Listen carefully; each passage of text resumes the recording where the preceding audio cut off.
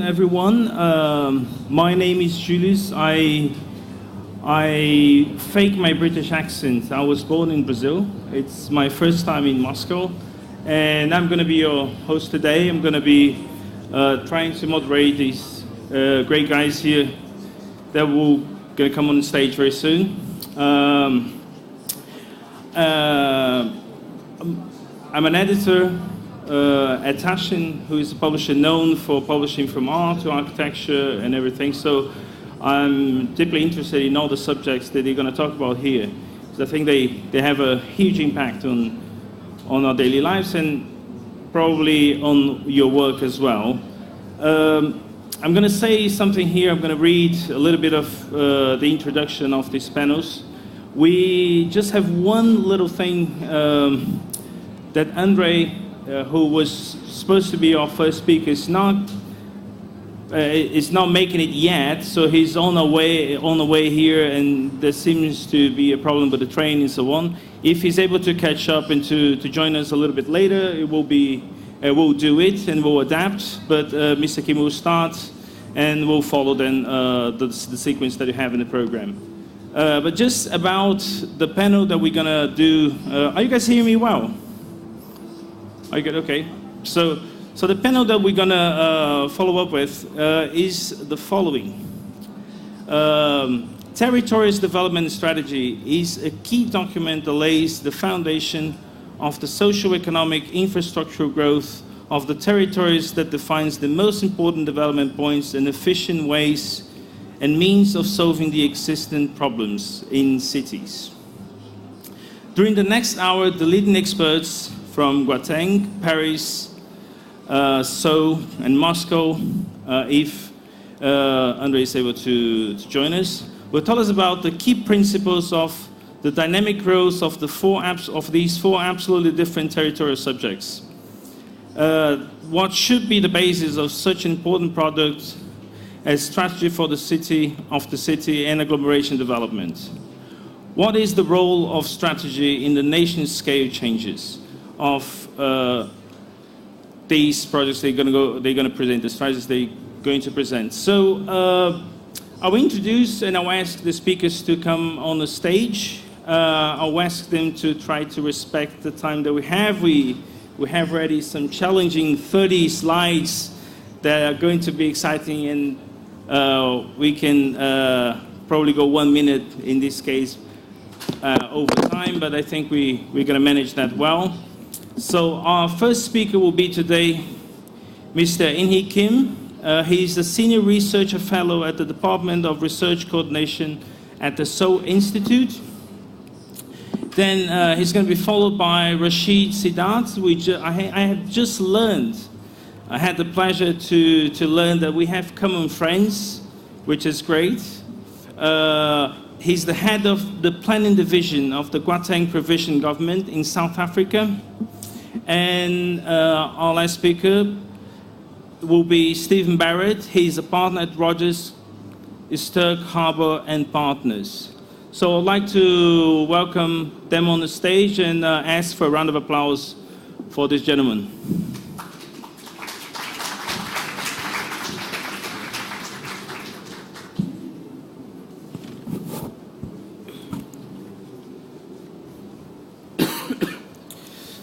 So, I will ask, let me just organize that. I'll ask Mr. Kim to start his presentation. Yep. Welcome to Moscow Urban Forum. Thank you very much for coming, and we look forward to seeing your presentation. Okay, thank you. Should I start? Okay. Thank you very much. My presentation is about spatial development strategy in Seoul, but it belongs to urban master plan in Seoul. So briefly present about master plan and then more detail about spatial development strategy. The first one, Seoul plan is another name of urban master plan. An urban master plan is highest and statutory a plan, as most powerful plan in city level in Korea. But in last time, there are a lot of critics to urban master plan. It is too heavy, too complicated to implement, and too difficult to understand. Some people say it is useless. This is cabinet plan.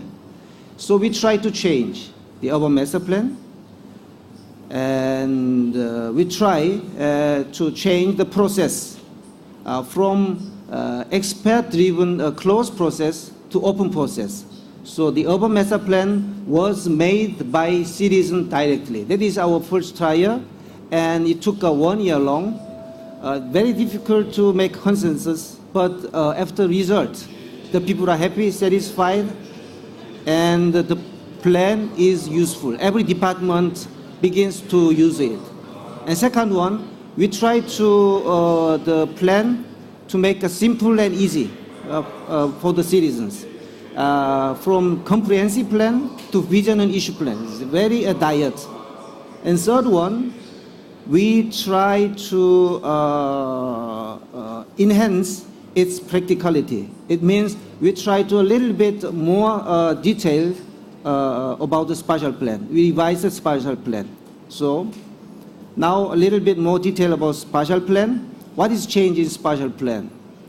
As you see here, the position from previous and now is fully changed. Before, the spatial structure is over the department plan.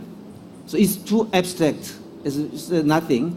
And now we try to change under the issue plan. It means the spatial strategy should realize the contents of issue plan. It means we should develop the implementations method, like guidelines, like direction to the development, etc. And after that, the developer can know where they can invest, etc. So it's useful. And also, as you see here, instead of 13 vision, we have only 1 vision and 700 pages before. Now we have only 200 pages, very easy version for the citizen. That is the fully change. And we have 3 significant characteristics of new strategy plan. First one, the spatial system is fully revised. Second one, we try to create the synergy effect connection with the transportation system. And third one, more detailed about the guideline. These 3 stages. And first one, the spatial system. We revised the spatial system based on the land usage in practice. So instead of before we designated the center as a hierarchy system, and now we try to designate it according to the function and spatial its downtown. So it is the result of a new spatial system in Seoul in last year. So we have 3 main global core in red point. In city wall is a traditional city center should be prevent the historical heritage, and the development potential should in Yeouido and Gangnam as a global finance center and global business center. Anyway, we have a lot of here downtown system, and we try to give a special function and unique characteristic to each center. It means the developer now knows where they can invest and how they plan which function characteristic to give. And if the plan adjusts to given condition, the developer can get incentive like density, like land use, etc. So it is very useful and transparent and also predictable for the developer. That is new our structure. And second point, try to connection with the transportation system with slogan 30-30. First, the car trip reduction 30%, and the travel time also 30% reduced through improvement of transportation system. And also the green space ratio should increase from 10 to 30% in downtown area with a workable city project. That is our new the transportation strategy. And third one, we developed the guidelines, a detailed guideline to urban development. The first one, we try to give a special function to a city center and downtown area. And we try to also suggest the objective indicators and criteria to aid in the execution of the project. And third one, because we have now a detailed guideline, we can promote the development. That is a change. When we don't have any guideline, we could not promote the development.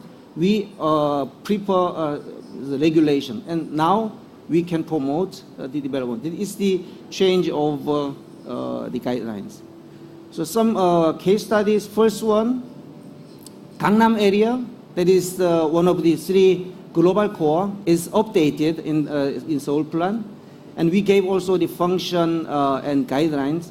And after this plan, we established and specialized plan within Gangnam area with 1.5 million square meter. And we gave special function and detailed upgrade condition for land use and high density and high rise, etc.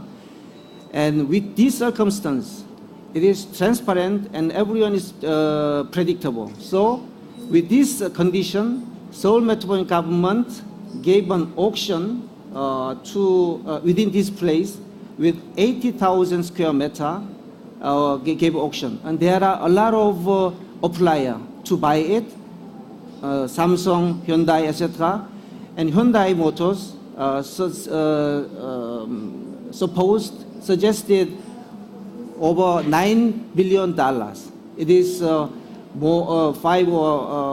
five times more expensive than normal price. But the Hyundai invested here to value of the future, and so Metropolitan Government guaranteed the development. It is possible because we have developed the guidelines. And second one is Sangam area. It was a great mule depot in Korea before 2000, and until 2010, it became a digital media city with 900 companies and 50,000 good jobs. It is incredible development within 10 years. But in last 10 years, the Sangam digital media city wants jump up, want to develop more with a potential. So we reflected such a potential and we upgraded the city as a mega region center. So now the Sangam digital media city is in process to become a global media and entertainment center. The last case, after finishing the urban development, we found a strange trends. There are a lot of big company, R&D companies, research and development company, concentrated in Yangtze area, which is the southern part of in Seoul. There are great investment potential, but it is not easy to invest on to develop because it is not designated as a center. Yeah. So we reacted to promote the development. Last year, we established a master plan, detailed master plan in Yangtze area. We gave function and we gave a guidance, etc. With this plan, Seoul Metropolitan Government guaranteed, and it will be designated in next updating period. It will be designated as R&D hub. So now, although it is not in center, the investment, the developer can invest in this area. That is the last case studies, and I would like to say Seoul has more than 10 million population.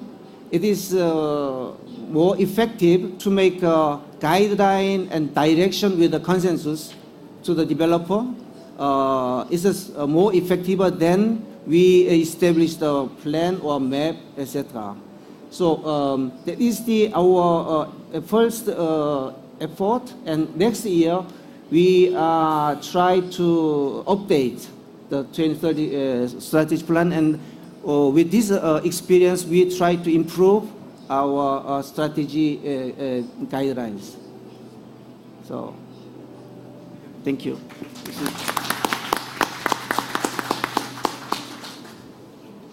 Thank you very much, Mr. Kim. We will now welcome Mr. Rashid Sedan. As I said, he's the head of planning division at the Guateng provincial government in South Africa. So thank you very much, Mr. Sidat, for coming, and then we look forward to your presentation. Good afternoon. Thank you very much for the opportunity to speak today. I have many slides, but I'm going to run over some of them. So, but I'll give you the essential sort of elements of what I want to say today. But maybe just some contextual kind of positioning. Firstly, I think everyone knows that South Africa is at the southern tip of the African continent. Gauteng is a province, one of 9 provinces in South Africa. As you can see, it's the smallest by land area. It's only 1.5% of the total land area of the country. But actually is the financial capital of the country. Its contribution to GDP, in fact, has increased from what you see there. It's about 35% of GDP. And in the context of very sluggish economic growth, in fact, has still been growing while the rest of the country has been lagging behind. I'm just seeing how it hasn't come out too well on the presentation. But just to give you some context, what you see in the center in pink is Johannesburg, I mean, a very well-known city. And up north in the yellow section is the city of Tshwane or Pretoria. That's the national capital. So from the center of Johannesburg to the center of Pretoria, Tshwane, is about 60 kilometers. And then to the east is our Aero city, if you like. So it's called Ekurhuleni. It's not well known sort of globally. But those 3 cities are sort of, they're adjacent to one another and very spatially contiguous. And as you'll see, in the population of 13 million, about 10 million basically live in that kind of north and eastern corridor. And as you can see, Johannesburg, obviously the largest, followed by Ekurhuleni and Tshwane, which are roughly equal in the overall scheme of things. And again, you can see, unfortunately, the maps didn't come out too well on the PowerPoint. But of course, you can see the concentration of population growth within the urban core. And the spatial densities also in particular areas. But by global standards, we have this phenomenon of real, very serious fragmentation. And the fragmentation is mainly as a result of the apartheid policies.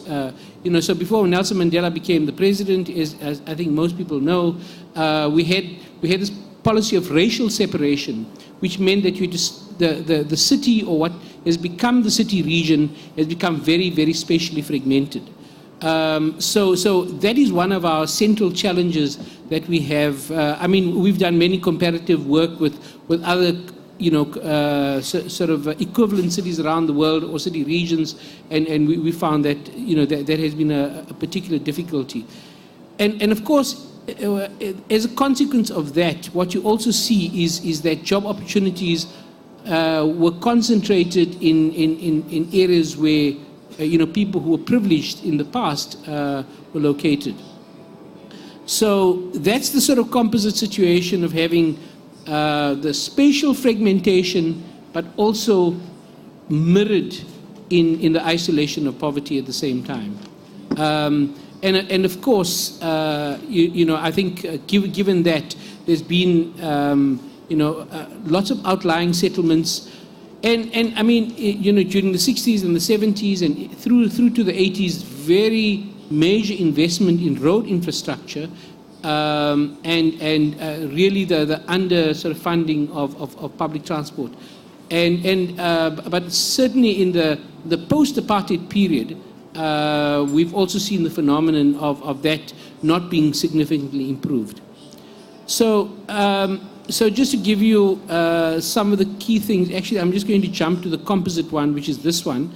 This gives you a sense of what are some of the key sort of opportunities and challenges that we face in the Gauteng city region. So, you know, issues of increased urbanization, a lot of migration from other sub-Saharan African countries.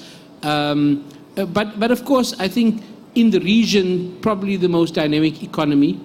Also the spatial fragmentation that I spoke about. And I think the one critical thing that has become a global issue, but we've recognized this in South Africa for a long time, the phenomenon of inequality. And we, unfortunately, the world leaders in this particular phenomenon, particularly income inequality, measured by the Gini coefficient. So that's a sort of situation that we're dealing with. And I mean, this gives a kind of contrast between the sort of poverty that you see and world-class facilities and infrastructure, but spatially separated, not cheek by jowl, as you might find, say, in Addis Ababa or in Lagos and places like this. If you were in a very high quality urban node, you'd be separated by some kind of buffer from areas of poverty and so on. So that's the kind of balancing act that we need to focus on. And what we've done is that we've developed Gauteng 2030, our spatial development framework. This is the sort of the conceptual or the normative framework that we've developed, but I just want to take you through some of the specifics. This is conceptually what we've been thinking about, much like my colleague here, from Seoul. How do we reimagine and rethink the Gauteng city region? So certainly we have been thinking very much in a polycentric kind of understanding of the city region. No dominant core or node, but a grouping of strong, resilient nodes with mutually beneficial exchange of people, goods, and services. The planned interventions in areas with potential, but in proximity to location and the historically disadvantaged. So that is addressing the kind of historical inequalities that we faced. And of course, the focus on sustainability and resilience as well. Oops, it's not moving. Oh, okay. And these are the elements of that framework that I just spoke to. There's one, okay, yeah. The four pillars, if you like, building an economic network so that we kind of spread the economic benefits away from the concentration that it has been previously. Of course, we will still capitalize on proximity, and I think that's quite important. So it's trying to find the right balance between those two issues. Managing the problem of settlement development, I don't really have time to go into that, but that is also a peculiarity that we've had to sort out. But of course, thinking about the hinterland, productive, but also maintaining the green belt around the city region. And these are the specific interventions that we have been thinking about in relation to our work. And intensification of nodes, public transport routes and stations, nodal strengthening, spatial integration, supporting municipal growth management, focus on public transport, enhancement of the major road and rail network. It's a pity I don't have time, but we have a very ambitious plan to extend something called the Guateng, which is the train that runs north to south in the province. It's about 60 kilometers. In parts, it's part of a subway system. In other parts, it's above ground. And we're basically thinking about, over the next 30 years, doing an east to west sort of intervention. This, again, talks to our kind of spatial fragmentation that we have. And then, of course, looking at economic opportunities. And that, in sum, is the story. Thank you very much.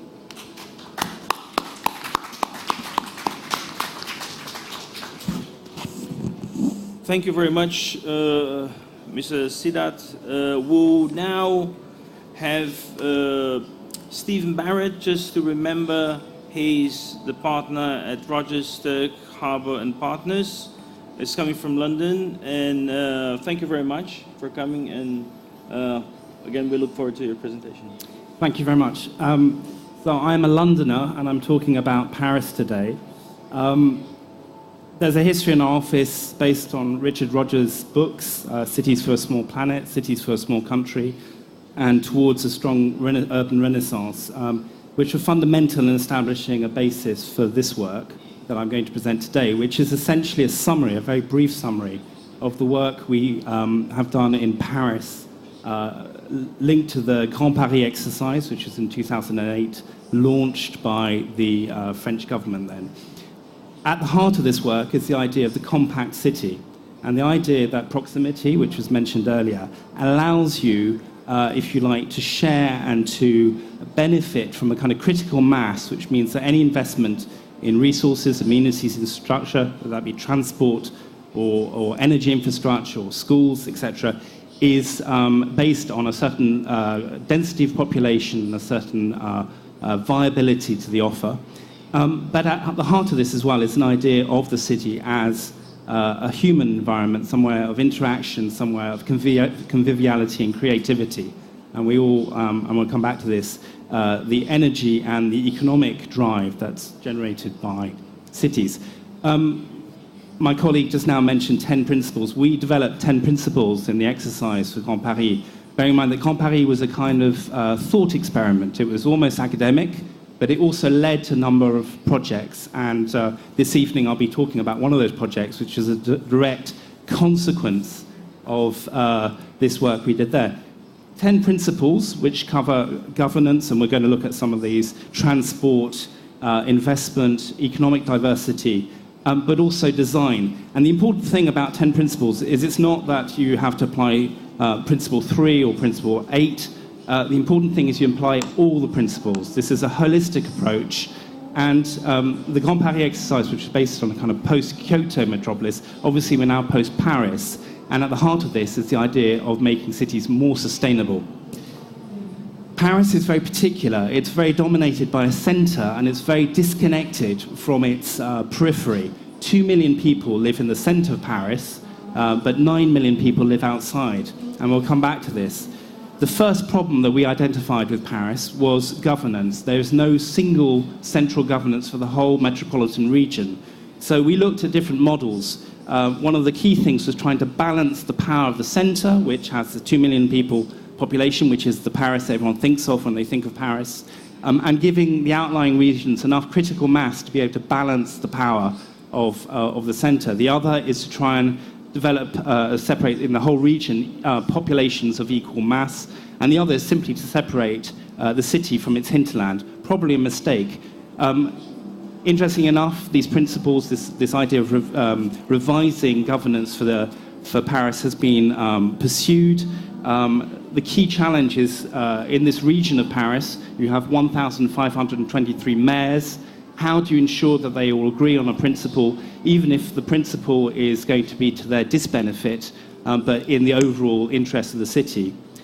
Following on from governance, we looked at citizens' charters, and these are rights and responsibilities, but it's very important that you have a bottom-up process as well as a top-down process. And these rights and responsibilities are things that have to be shared, and we developed a charter for all of the 10 principles. The compact city I mentioned earlier, cities expand and have grown and expanded, and you'll see the slides are slightly cut, as you can tell from the dates. Timescale is important, so when we talk about spatial plans, you have to talk about temporal plans as well. But the key thing in all cities, and all established cities, is that there's a lot of brownfield land, and you should build on those first. You should try and constrain the growth, the sprawl of the urban agglomeration, and London has a green belt, and we proposed a green belt for Paris. Try and limit growth to give a clearer definition to centres, to polycentres, with a kind of hierarchy, with a clear transport strategy, in order to avoid a kind of urban sprawl that lacks definition and lacks a kind of critical mass. One of the key challenges in Paris at the time we did this exercise is in 2005, as you may know, there were riots in Paris. Those riots more or less coincided with the areas in red on the map, which are the areas that were the most deprived. So lowest levels of employment, lowest access to higher education, poorest access to transport.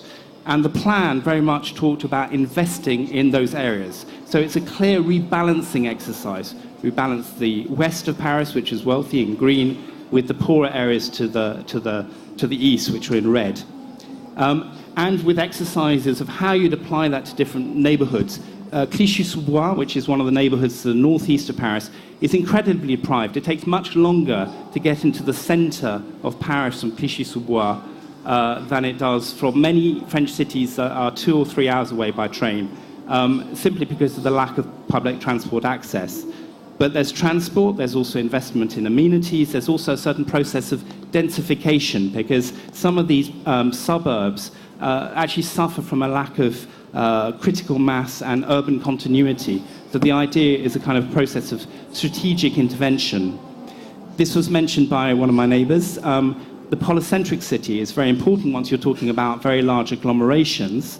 At the moment, Paris is dominated by one center, and all the relationships of the polycenters are to the one single center.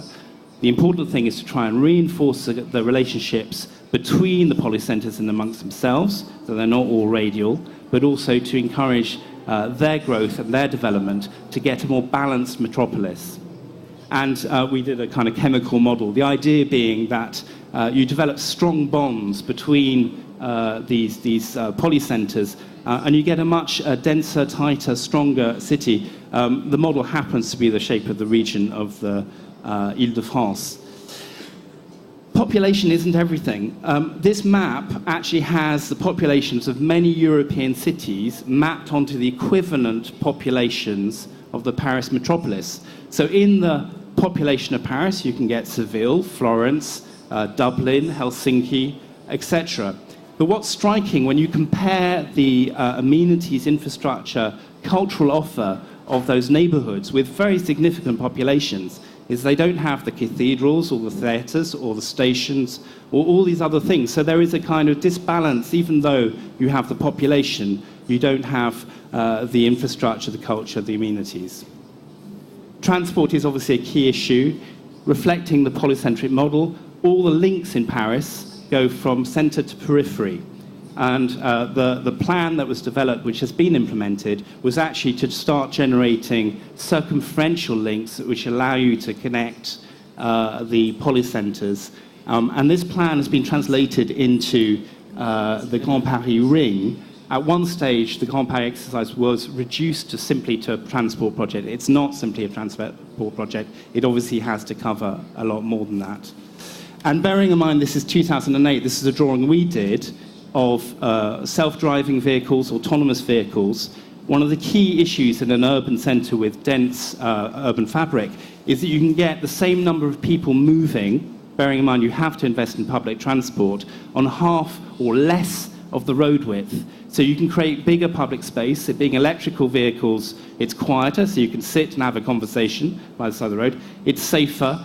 And I think this anticipates what's coming tomorrow. At the time we did this drawing, this seemed like science fiction. In fact, I think it's going to be more and more likely. Big cities suffer from very big ruptures in their fabric, whether it be rail or road. And the question is, how do you cross these? How do you bridge these? And Paris, which you see here, which is very dense in the center and defined by this périphérique, a ring road, a bit like Moscow. The idea in time is it will densify and you will start to erase some of these infrastructural barriers. Hinterland, it was mentioned earlier, it's essential that a city is not divorced from its hinterland. There is a very symbiotic relationship between the two, but often cities are detached and there is a kind of master and servant relationship between a city and its hinterland. There's also the idea of nature in inverted commas, because obviously nature in a city is not pure nature. I'm not sure what pure nature is. And the idea here was to produce green networks, open space networks that bring nature into the city and also help to green the city. And Paris is famous for its roofs, but the idea was to introduce biodiversity by using the underused spaces of the roofs of Paris for biodiversity. Sustainability, what is our definition of sustainability? It cannot be simply environmental, it has to be social and economic as well, and also the processes by which you implement sustainability important. So it has to be inclusive, it has to be participative, the question of education as well, and of course it has to be viable and equitable. Cities are engines of growth. We heard about this in the plenary session. We see that generally speaking, and particularly in the cases of countries or cities that are developing, wealth is concentrated in the cities. Basically, you have a greater proportion of educated, your incomes are higher.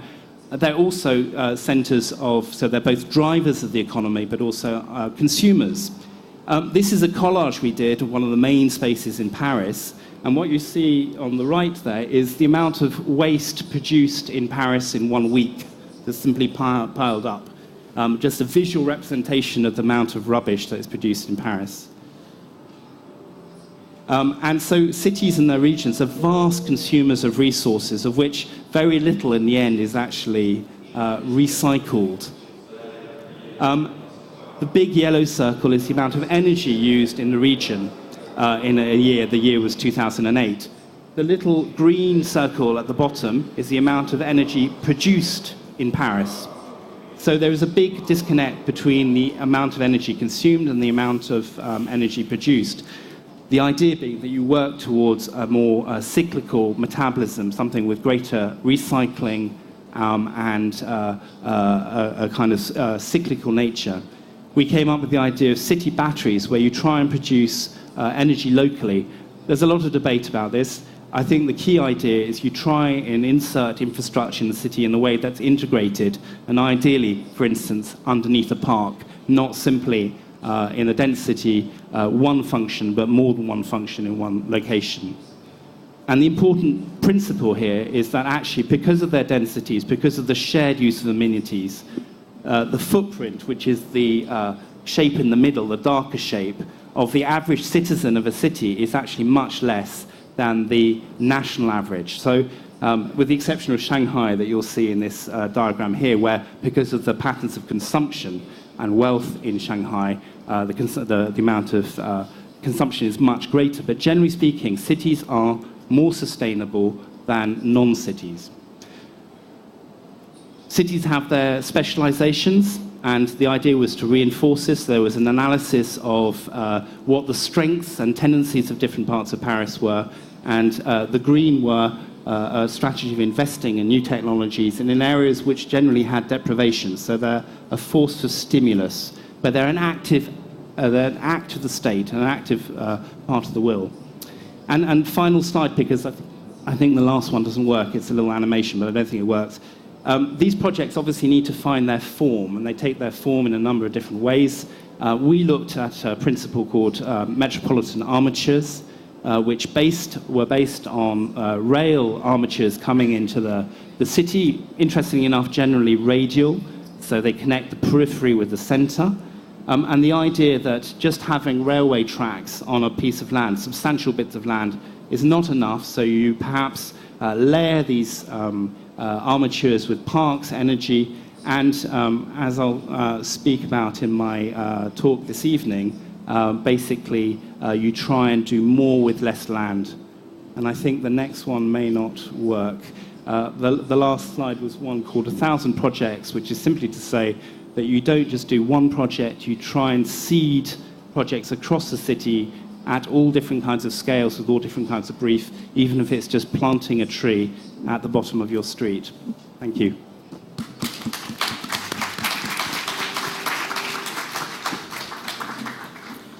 Thank you very much, Stephen. We are very happy to have Mr. Golovin. He was able to make it. He reminds us of the importance of transportation. So welcome, and we look forward to your presentation. Okay. На русском языке. I'll speak in Russian. Good afternoon, dear colleagues. I'm going to make quite a brief statement, and I have just one key idea regarding the new trends and approaches to strategic planning in the Russian cities and towns. Usually, if we take a look at the practice of strategic development of the Russian cities and towns, we don't see a lot of difference between it and scientific forecasting. So we dedicate a lot of time to scientific research, and mostly we try to forecast the future by looking at the trends of the past. And our future, of course, is more complex than mathematical calculations. However, these calculations allow us to develop territorial and spatial planning documentation, which outline the strategy. And these documents are assessed, and in these documents we are trying to justify different calculations, but often in the reality things are different. Everyone knows the particularity of the modern plans. It is the presence of several scenarios of development: the optimistic one, the pessimistic one, and the optimal or realistic one. And of course, this allows us to follow a certain plan, and sometimes it depends on coincidences or circumstances, on the political environment or on the oil prices. So there are many different factors that influence the development and implementation of the plans. It's not us who can influence that, but rather circumstances and the environment. Speaking about the spatial planning documents, they are quite comprehensive and they establish a certain axis of the development, and this makes us sure that these plans will allow us to resolve our future issues. But actually, quite often we face the following situation. We are planning certain behaviors, for example, and actually later this turns out not to be true, and what we are planning is not something that corresponds to the reality, and as a result the spatial and strategic plans are implemented in a passive mode. They are passive because we are always expecting funding, and we don't know whether we will receive that funding. And there is a certain paradox in that respect. As a result, we need to think what hinders the development and the implementation of strategic plans. I believe that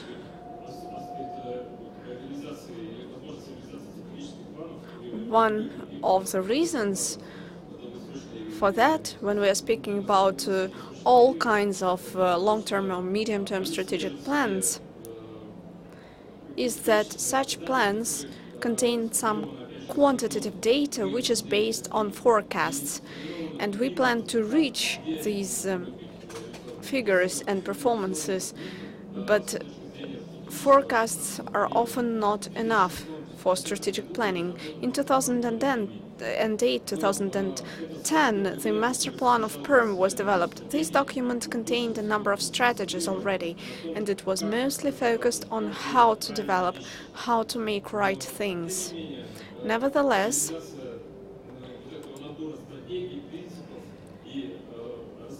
the implementation of these strategies and principles was not sufficient to implement the whole master plan.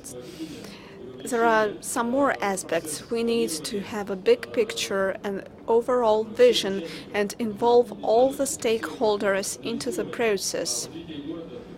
When we analyze the urban development, 90 or 80% of the investments are private investments. So the only common point for these investments is that particular territory or city. So these investors don't have any links between each other. And it's important thus to bring the stakeholders together at the first stage of forming the vision of the city. We are not here speaking about just the strategic statistical plans, because that will not allow us to unite and to think together and to think strategically. We need to do more. Mathematics and statistics are not enough. We need to identify things that we can do right now already so that we could reach our goals in future. And values here are not represented by square meters or figures or square kilometers, but rather the values, positive experience, both our positive experience and that of our neighbors, other people, other cities, and so on. This is something other people trust too. So we should focus on the specific project. We should involve all the stakeholders at the earliest possible stage of master planning. When we were developing the spatial strategy of Yekaterinburg, we tried to take that into account. The strategy or the structure of this document is quite similar to a traditional one. However, we built a platform based on the involvement of different stakeholders into the process. And we focused not on informing people, but rather on cooperation. This was quite an interesting project, and thousands of people were involved. They could speak out and help to form the vision of the city, but also they could propose different specific projects that would help us to develop certain elements of the city. We drafted a matrix of involvement into the urban projects. Here we're speaking about projects of all scales, from small scale to large scale. Everything should be based on the cooperation. Authorities may tell the community, we are expecting your advice and your ideas so that we could implement everything together with you. And on the matrix, what you see highlighted in violet and gray are the areas where the municipalities and the community can cooperate when implementing different projects. Of course, the level of the community involvement depends on the project complexity and scale, as well as on the presence of the culture and experience of cooperation. But the crucial thing, I believe, is the planning stage. The early stages of any project are crucial, because at that point we identify the values and the basic principles, and at that stage we can already involve different stakeholders and we can reflect those basic principles in the initial documents. These documents will belong not to a small group of people but to a wide community that could use it over the long term. Any city development planning should be focused on the city as a space for interaction between people. That is why the ideas, advice and recommendations of the community will and should influence the decision-making. The stakeholders should always be involved in the planning stage, thus. Also, we believe that strategic planning is an ongoing process. It's not just a one-off document development. It is about forming a platform for mutual interaction and for cooperation.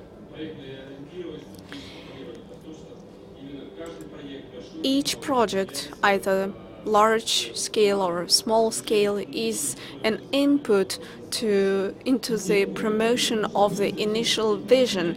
And at this point, we can see that we are no more dependent that much on the circumstances or on the external conditions, such as Brexit, for example. We are the decision makers and we can influence the process ourselves. It doesn't matter what's the budget. A city can live even with small amount of funding, but the city can dedicate every step of its activities to reaching the initial goal. So there is a myriad of resources, ideas, stakeholders, and events that should be coordinated. And within the strategic planning, it should be coordinated in a rational way so that it helps us to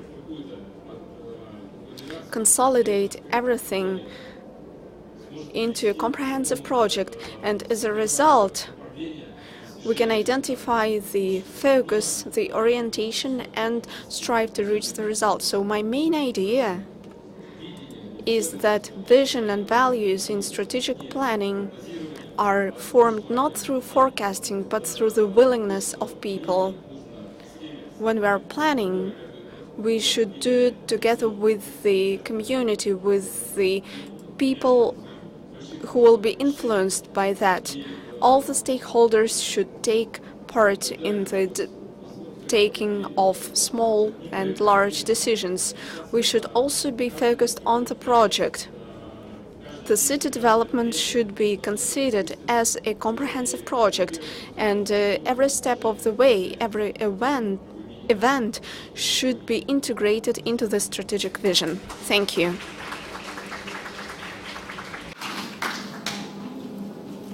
I think, thank you very much, Mr. Guateng.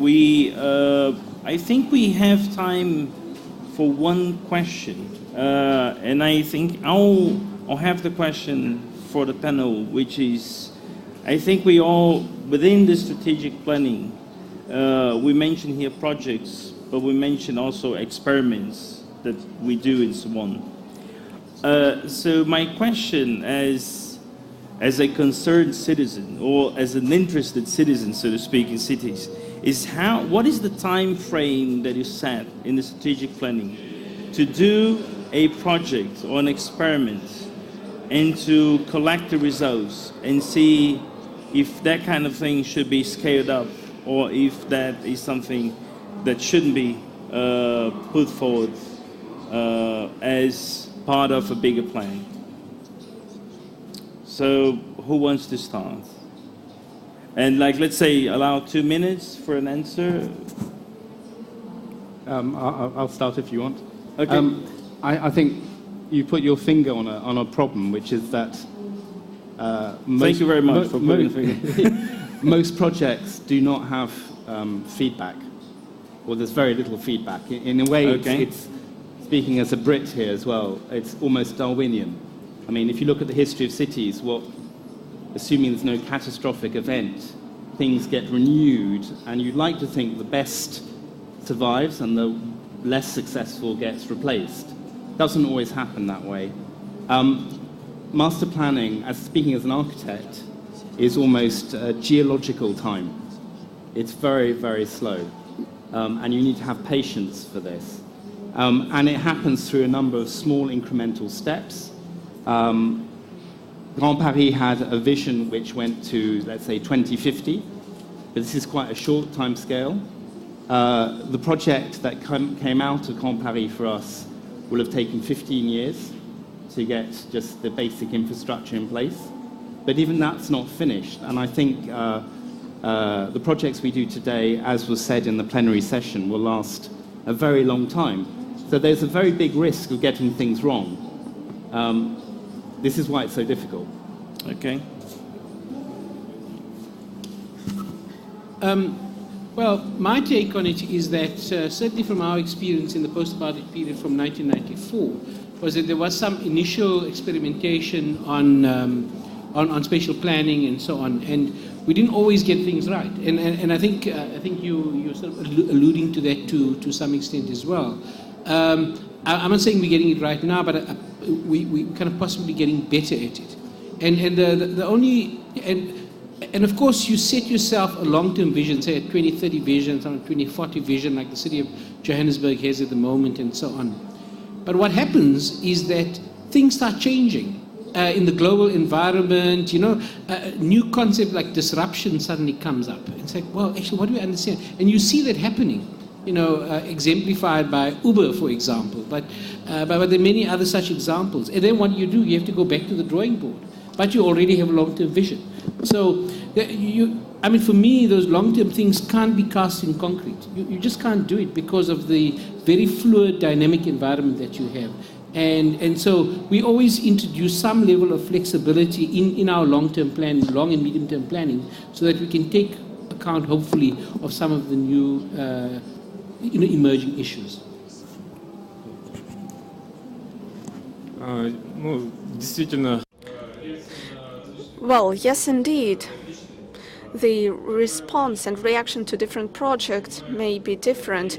Usually people perceive a project in a very short-term perspective. They see the influence of the project today, and only planners and architects can predict how a certain project planning or design solution can change the future.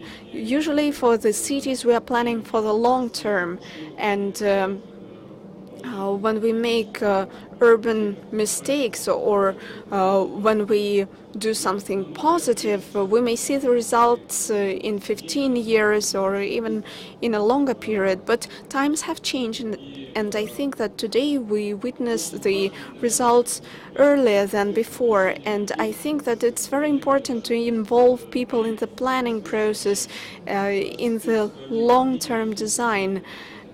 And it's important for them to be able to see the early results early on, because in that case they will be proud of their activities and they can expect some more results. For example, if we take the reconstruction of the Moscow streets and boulevards, it has triggered a lot of discussions and debates. We will witness the true positive effect in 5 or 10 years from now.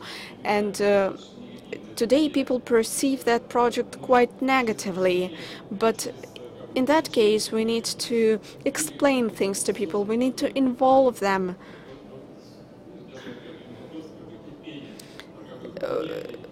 We should be patient, and we should try to make them accept these projects, explaining them that ultimately the results will be absolutely positive. Thank you. We got 1 minute, so Mr. Kim, would you like to? No, you could. So I'll just wrap up. I would like to thank you all for coming and for having this discussion. I think we had really great insights into urban planning and city planning. I would like to draw your attention to the next panel that will start in about 15 minutes, which is going to be, the title is Ideas Factories, Agenda of International Research Institutes, that will start here at Buenos Aires very soon, as I said, in 15 minutes. And the speakers from leading research institutes from Russia, Japan, South Africa, and the US will be here to talk about their agenda. So I look forward to seeing you very soon again. Thank you very much. A round of applause for the panelists.